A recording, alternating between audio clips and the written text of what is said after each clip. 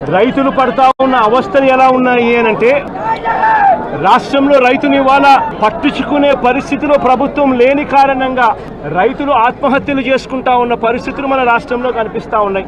ఈ జిల్లాలోనే ఇక్కడే ఇద్దరు ఆత్మహత్యలు చేసుకున్న సన్నివేశం మధ్య ఈ రోజు ఈ జిల్లాలో నేను మాట్లాడుతా ఉన్నా. ఈ రోజు ఇక్కడే ఇదే జిల్లాలోనే ఇద్దరు ఆత్మహత్యలు చేసుకున్న పరిస్థితులు.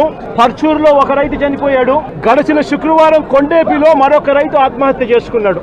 ఇద్దరు రైతులు గిట్టుబాటు ధరలు లేక ఇదే జిల్లాలో రైతాంగం చనిపోయిన పరిస్థితుల మధ్య ఈ రోజు నేను ఇక్కడికి వచ్చి రైతులు పడతా ఉన్న అగసాట్లను ప్రభుత్వాన్ని గట్టిగా నిలదీస్తూ ప్రశ్నిస్తా ఉన్నా. ఈ రోజు రైతు పడతా ఉన్న పరిస్థితుల మధ్య ఏ పంటకు కూడా ఈ రోజు రాష్ట్రంలో గిట్టుబాటు ధరలు లేవు. వరి ప్రొక్యూర్మెంట్ మొన్న చేశారు.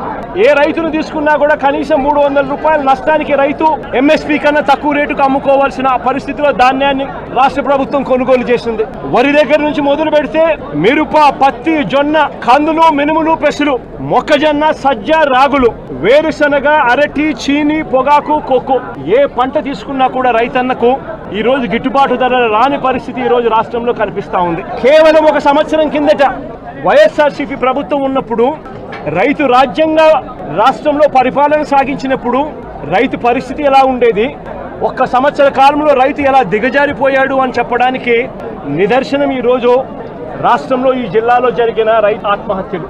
గత ఏడాది రైతు భరోసా కింద రైతన్న పెట్టుబడి సమయంలో రైతన్నకు పంట వేసే సమయంలోనే మే మాసం చివరికల్లా ఖరీఫ్ మొదలయ్యే నాటికల్లా రైతన్నకు రైతు భరోసా కింద పెట్టుబడి సహాయం అందేది. వైఎస్ఆర్సీపీ ప్రభుత్వ హయాంలో, మా ప్రభుత్వ హయాంలో గత ఏడాది రైతు భరోసా కింద అందుతా ఉన్న ఆ సొమ్ము చంద్రబాబు నాయుడు గారు వచ్చిన తర్వాత ఆగిపోయింది. ఈ పెద్ద మనిషి చంద్రబాబు నాయుడు గారు వచ్చిన తర్వాత గత ఏడాది రైతు భరోసా కింద మోడీ గారు ఇచ్చే 6,000 కాక మరో 20,000 రూపాయలు రైతు భరోసా కింద ఇస్తానని చెప్పాడు పెద్ద మనిషి చంద్రబాబు నాయుడు. గత సంవత్సరం రైతులకు ఇవ్వాల్సిన 20,000 రూపాయలు ఎగరగొట్టేశాడు. ఈ సంవత్సరం కూడా జూన్ 10వ తారీఖున మోడీ గారు ఇవ్వాల్సింది ఇచ్చేసింది, చంద్రబాబు నాయుడు గారు ఇవ్వాల్సింది మాత్రం ఎగరగొట్టిన పరిస్థితుల మధ్య ఈ రోజు రాష్ట్రంలో వ్యవసాయం జరుగుతూ ఉంది. రైతు పరిస్థితి అధ్వానంగా. సమయానికే సీజన్ ముగిసేలోగానే ఇన్పుట్ సబ్సిడీ ఇచ్చే సాంప్రదాయాన్ని గత ప్రభుత్వం అంటే గతంలో వైఎస్ఆర్సీపీ ప్రభుత్వ హయాంలో ఉండేది.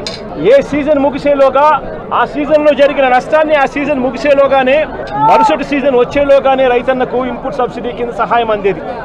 ఈరోజు ఆ ప్రక్రియను గాలికి వదిలేసిన పరిస్థితుల మధ్య ఈ రోజు వ్యవసాయం జరుగుతూ ఉంది. వైఎస్ఆర్సీపీ ప్రభుత్వ హయాంలో అంటే మా ప్రభుత్వ హయాంలో రైతులకు పంట వేసిన తర్వాత ఆ పంట నష్టం పోతుంది అన్న భయం లేకుండా రైతులకు ఉచితంగా పంటల బీమా చేసి ప్రతి ఎకరాను ఈ క్రాప్ చేసి ఆర్బీకేల ఆధ్వర్యంలో